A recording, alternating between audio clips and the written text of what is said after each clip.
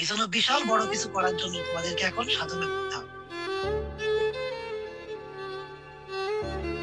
এই সাধনা করার জন্য যা যা করা লাগে করতে হবে। মনে রাখো, ভর্তি পরীক্ষায় চান্স না পেলে সমাজ তোমাকে নর্দমায় ছুড়ে ফেলবে। বাংলাদেশের মানুষ খুব খারাপ জাতি। এরা ভালো করলে যেমন কোলে তুলে নেয়, খারাপ করলে তাকে লাথি দিয়ে ফেলে দেয়, সমাজচ্যুত করে ফেলে। রাস্তাঘাটে বের হতে পারে, রাস্তাঘাটে বের হয়ে মুখ দেখাতে পারে, যদিও কেউ ব্যর্থ হয়ে যায়, এটার কোনো দায়ভার না।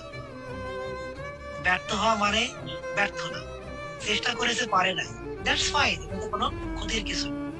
বাট কেউ চেষ্টা করে না পারলে সেটা ক্ষতির কিছু, খারাপ কিছু। কিন্তু আমাদের সমাজের মানুষ সেটা বুঝে না। ব্যর্থ হলে তোমার জীবন শেষ, তোমাকে সুইসাইড করার মতো পরিবেশ তৈরি করে ফেলে।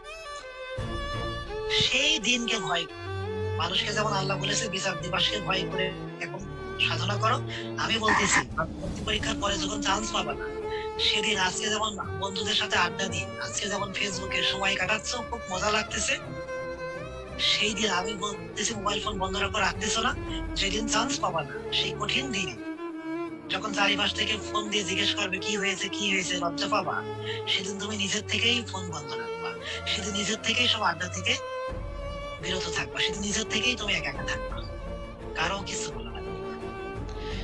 আর যারা এই 4 মাস সবকিছু থেকে বিরত থেকে, বন্ধুদের থেকে সম্পর্ক বিচ্ছিন্ন করে শুধু পড়েছে আর পড়েছে, বন্ধুরা বলেছে স্বার্থপর খারাপ, তারা যখন 4 মাস পরে ভার্সিটিতে চান্স পাবে, তখন সব ওই খারাপ বলা গাইল দেওয়া বন্ধুগুলো তার কাছে এসে বলবে এগুলো আমার জানের জিগার, এগুলো আমার পরাধের বন্ধু।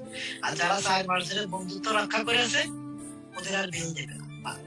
এটাই বাস্তবতা, এটাই বাস্তবতা। সো ওই কঠিন দিনের কথা স্মরণ করে সাধনা, সাধনা